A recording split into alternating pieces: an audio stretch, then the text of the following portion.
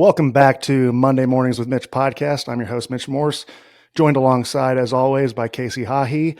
We got a super cool guest coming on here, pal. We got two-time Super Bowl champion, perennial All-Pro, hasn't missed an AFC championship game yet as a pro, and he's only going into his fifth year. That is All-Pro center Creed Humphreys. I'm super juiced. This is a guy that I've watched from afar. A guy that I was a little bit skeptical when he first got in the league, just because that's just the grizzly old asshole in myself. You don't want to give anyone their dues. And then it took about 5 minutes of watching his first game to realize that he was a real deal and to see what he's meant to the Chiefs organization and also just what he's meant to the offensive line, as well as just being the staple for offensive line play and center play throughout the professional football league is pretty cool. We're going to talk to him about all sorts of stuff. He's from Oklahoma, Shawnee, Oklahoma, where my aunt's actually weirdly from.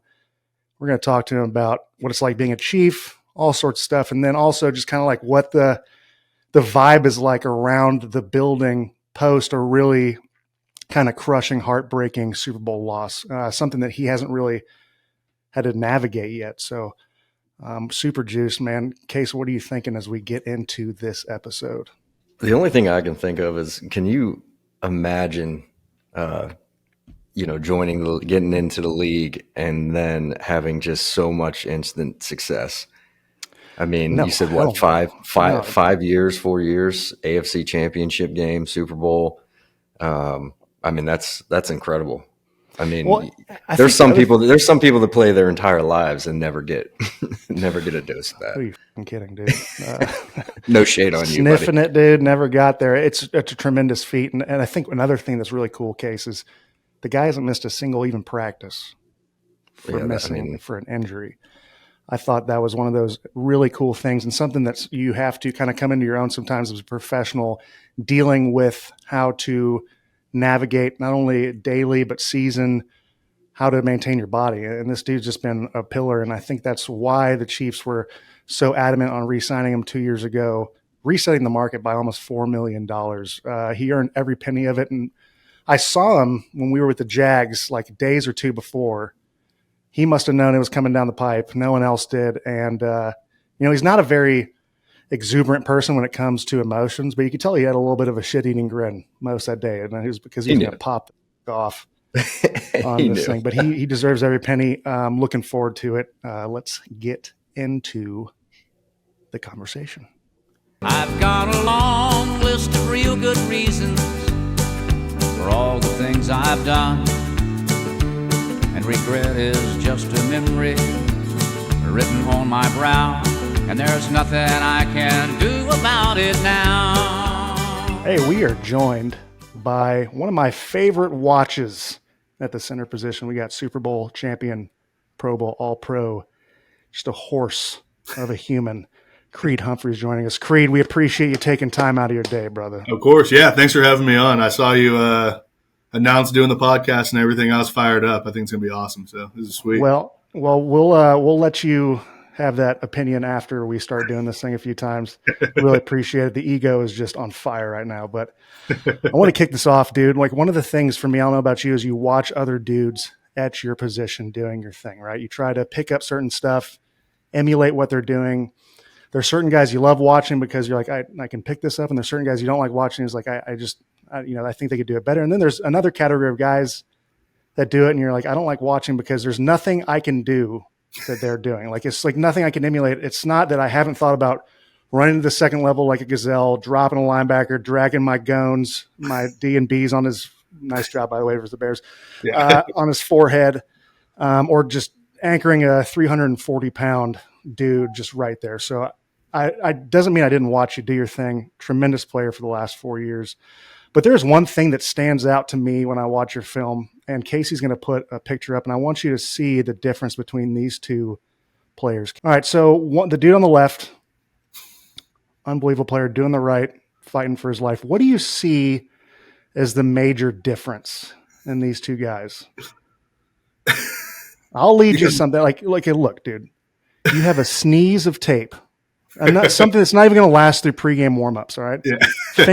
fingers bare. And this is the most you'll ever wear, because during practice, you don't wear anything. And this guy on the right, his joints are made of number 2 pencils, brittle as can be. What's your thought process behind this? Like, what is this something you've always done, or is this something that's just like, this is the comfortable way for me to play football? Yeah, I've tried wearing gloves and stuff before in the past, and for me, I always felt weird. I felt like I didn't have, my full grip and everything going with it with the gloves. So, I've that was in high school. So like since college, I've never worn gloves. I've barely wear any tape or anything. I don't know.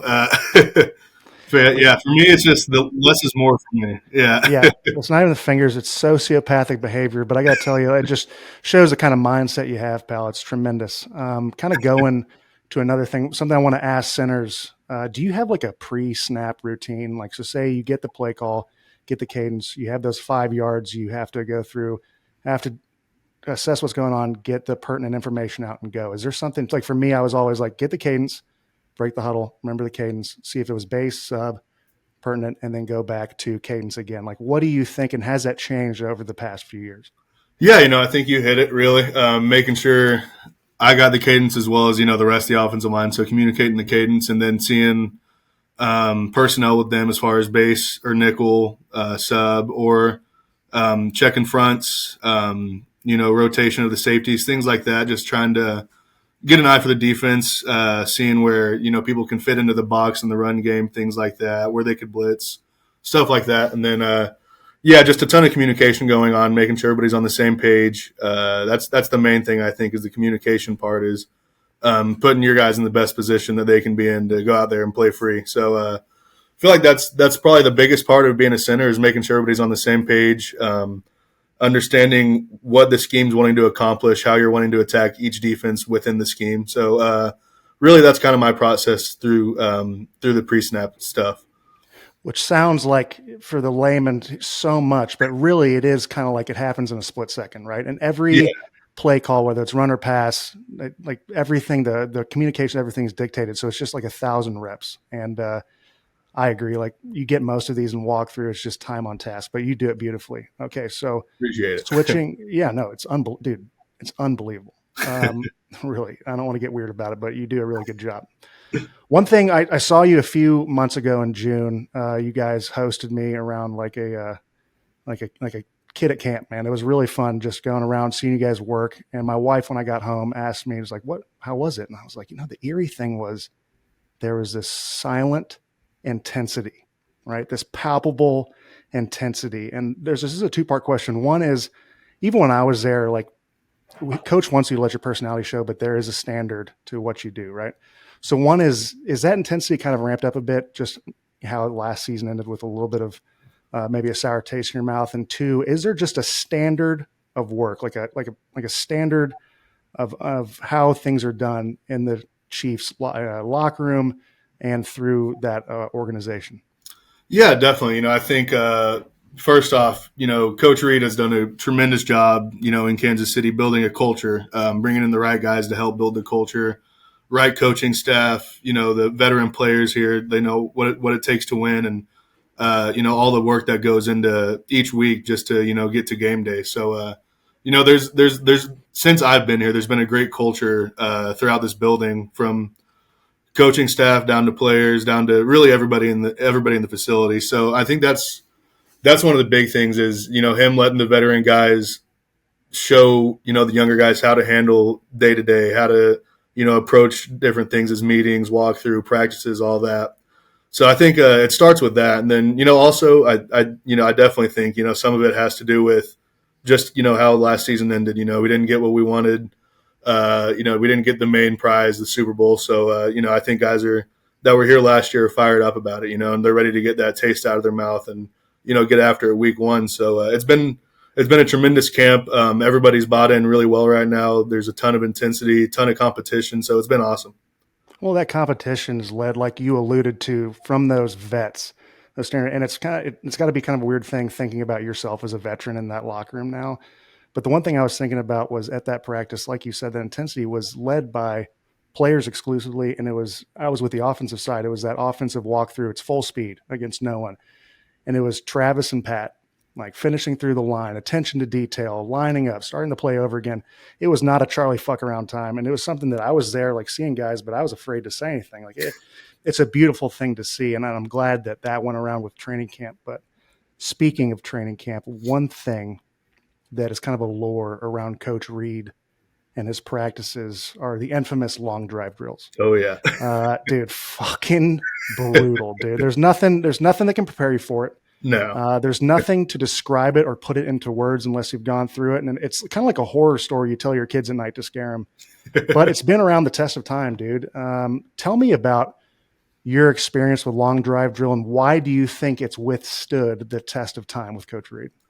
Yeah, I mean, it's definitely tough. I mean, you can do all the conditioning you want through the off season, through the summer. You're not going to be prepared for it, So it's definitely one of those things. It's testing you. It's testing your mental toughness, your physical conditioning, strength, all those things. So I think it's a huge thing for us. And I think it's helped us out a ton. Like obviously last year we won, a ton of close games, and it came down to the wire in so many games. And doing stuff like long drive drill, situational stuff throughout it, all that stuff, it puts you in the right position to be ready for it during the season. So I think that's the biggest thing with it. And, I mean, we go up to 18, 20 plays in one period with one group. I mean, it's tough. Worst. Well, something that he always talked about, and as like a wrestler, you can attest to this. He wants to garner that bit of exertion that where everything in your mind is telling, like your body's screaming to stop, but your mind doesn't. Like, talk about what kind of, by play 14 or 15, you're looking at the other guys on the side of the ball and you're in this together. Like, another thing I think is just a great team building experience, but like what's the most amount of plays have you guys done in that? 20? Either 18 or 20. I can't really remember. It all kind of runs together towards the end, so I kind of forget what number you're on. But you're going through. In my rookie year, it was crazy. We're going through camp doing all that. We get up to 18 or 20 plays in training camp. I'm like, there's just no way that a series is going to go this long in the regular season. Then, sure enough, our first drive in Denver that year, my rookie year, was an 18-play drive, and man, I'll tell you what, doing that long drive drill definitely helped in that situation. But you add in the altitude in Denver, man, it is brutal. Dude, well, there's always a method to the madness, right? Like Coach Reed is so calculated in everything he does, and calculated usually has a negative connotation to it, but I don't mean it in that point. And this kind of leads me to my next bit. I'm going to ask you about your first interaction, like meaningful interaction with Coach Reed, because mine was a little bit interesting. That it was during our first OTAs. And coach kind of trying to fit you in. You're trying different positions, and you don't know what group you're going to run with until the day of. So you're sitting at night praying to God, like I looked at all the shit that I need to not fuck up. And I get the call. It was one of those long drive days doing OTAs, like that 4-day block that you do. Oh yeah, where you rotate the field. Oh, dude. Yeah. And I'm running it, and I'm just getting my ass kicked, play after play after play. And you can attest, like, there are certain times where you see guys in the field and you're on the sideline like, man, that was just a bad day he's having. You got to console him afterwards. And it was like play 8. I get beat inside so clean. Alex barely gets the ball, right? And coach looks at me and goes, 61, hey, quit blowing your chance. And it's the first thing he had told me. And, of course, my balls went to my throat like I lost my wallet. I just remember being like, I got to go call my mom between meetings. But that's not an attack on Coach Reed. I think everything he does is so meticulously calculated in a good way, right? Oh yeah. But do you remember your first interaction with Coach Reed, like what that was like? Yeah, it was a draft weekend. We didn't have a first rounder, so we had 2 second-round draft picks, and it was me and Nick Bolton. So usually in Kansas City, they'll fly up the first-round guy, and they have like a big draft weekend where he gets to, interact with fans and stuff. But we didn't have one that year, so me and Bolt both came up, and we just got a tour of the facility and all that stuff, and got to meet with the coaches, Coach Matei, and then Coach Reed. And I just remember walking into his office. It was the day after I got drafted, and he sits in there and he sits me down. And he's like, "All right, well, you're gonna get your chance right away. So don't mess it up." And I mean, the load of pressure that went from being excited about being drafted to next day you're like, "Don't mess this chance up." It's like, man, it's intimidating, but especially with a guy like Coach Reed, who's, such a legend in the coaching world, and, has so much success throughout the years of him coaching. So it was definitely intimidating, but it's something that you got to run with and be like, all right, you got to prove why he got you then. But there's that one.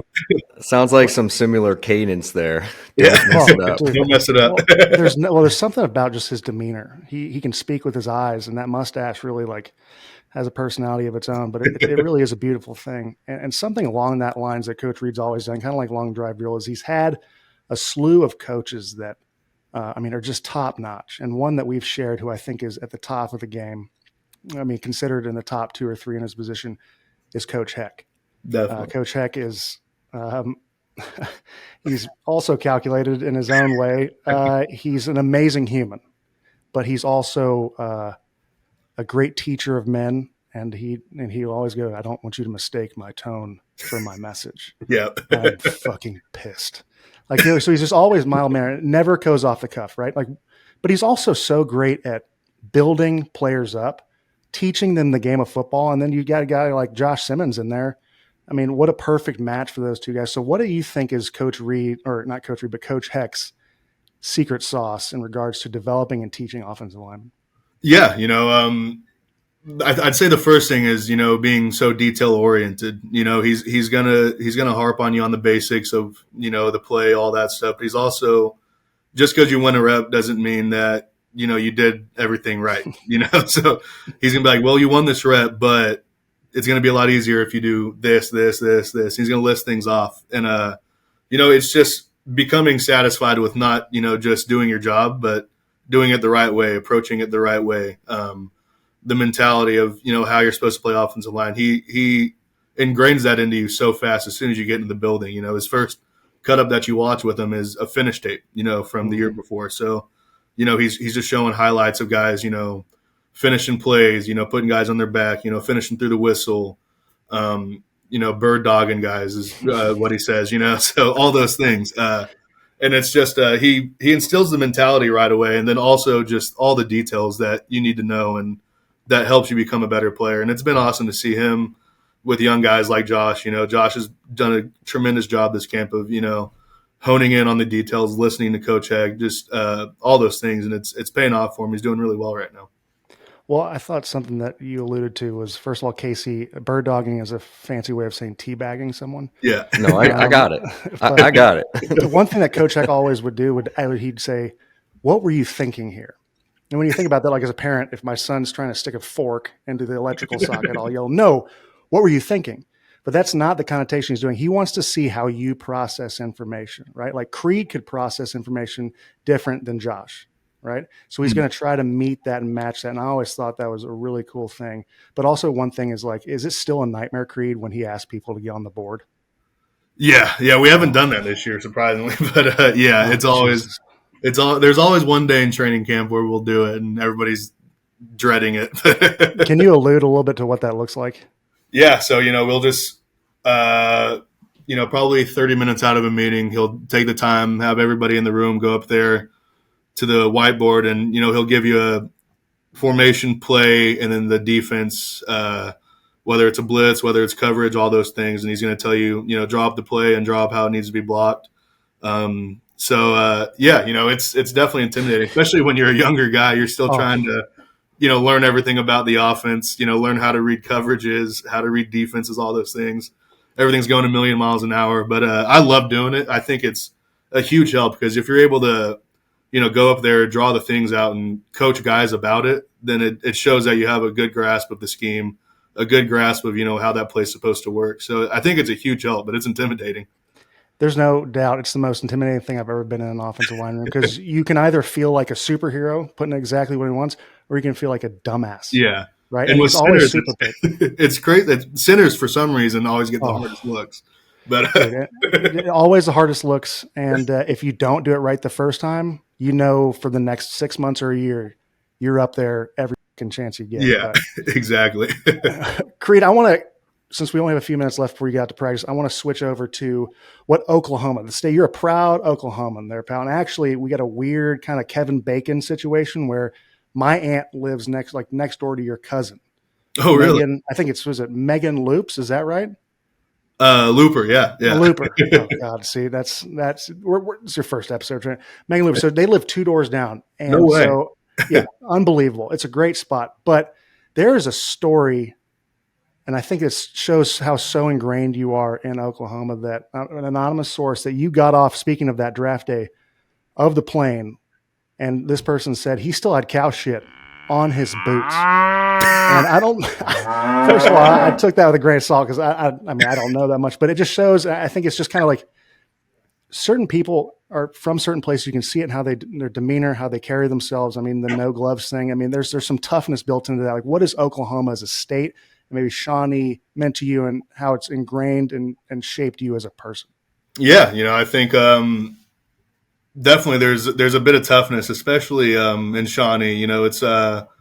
It's a big wrestling city, so most people there, they're going to get into wrestling at a young age. So obviously you have that mentality. I come from a family. I mean, grandfather wrestled, dad wrestled in college, was an All-American in college. My brother all-stated in high school. So it was all. I mean, I was in a wrestling room since 4 years old. So I grew up in that completely. That was kind of my first sport I ever did. So it was ingrained in me at a really young age, and I think that's a big part in Oklahoma in general. There's a ton of really good wrestling schools. It's a huge sport in Oklahoma. So I think that helps a ton with mental toughness, physical toughness, all those things. I think it makes you be able to go out there and play with a chip on your shoulder. It's not really just in like sport, but like anything you're doing. You're gonna want to do it to the best of your ability because of just how you grew up. Whether it's wrestling, working on a farm, doing all those different things. It's that's just a big part of Oklahoma culture. So that's a huge part for me. And it's I've loved living in Oklahoma. I'm born and raised. It means a lot to me to be able to come out there and represent my state at the biggest level there is in football. So it's been a ton of fun. Well, speaking from someone who is ingrained with my aunt and Megan Looper in the town of Shawnee, there's immense pride having you associated with that. I mean, seeing you in a singlet would fire up pretty much anyone. So Casey's going to do some deep dive and find a singlet picture of old Creed just wrestling some dudes. But sensational. Oh, look at that! Oh, look at that! Look at that! Staring right at the tits of the other guy. He needs to know. He needs to know. One match I lost that in my high school year. Oh, off, Casey! Come on, dude! Shit! State championship right there. Dang it! Well, that dude looks like he's got some beef. Some serious beef. One more question about Oklahoma itself. Like, you were committed to Texas A&M University for about 5 seconds, and then you decided, I want to stay home to Norman. And since, the last 10 years, I'm just going to read off a few names. It's like an offensive line pipeline, right? So you have Trent Williams, pretty good. Lane Johnson, also pretty good. Creed, great. Darrell Williams, one of my favorites. Cody Ford, another good guy. Orlando Brown and Ben Powers, like all guys not only drafted playing, but have done substantial things in regards to having been asked to play and play at a very high level. Is it just the supplementation you guys do there? Like, is there some secret sauce like the beef? What the hell is going on in Norman, Oklahoma to just get these dudes fired up for the NFL?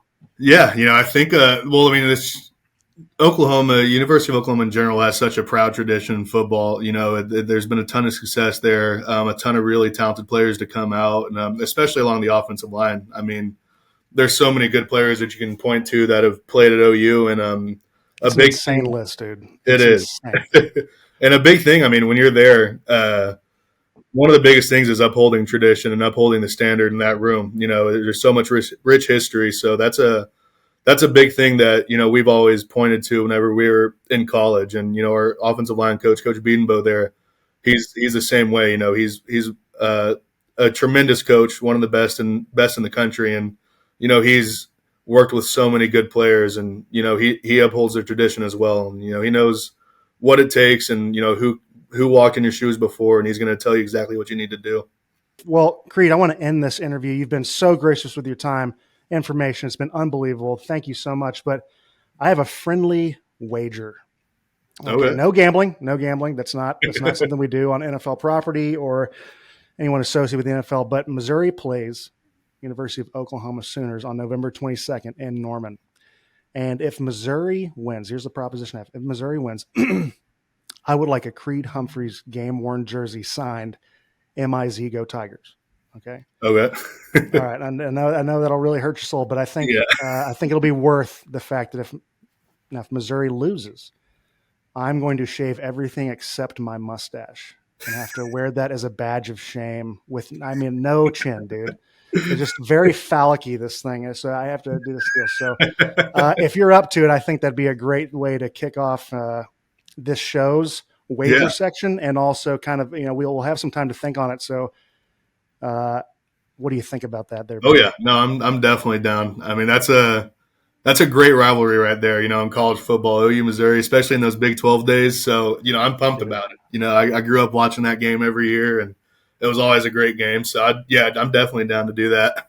Well, it's interesting because when Mizzou went there, everyone's like, to the SEC, rather, like, well, you don't deserve to come here. And then now, like, Missouri and all these folks, like, Oklahoma's in the SEC, like, dude, we were just in their shoes 10 years ago. Yeah.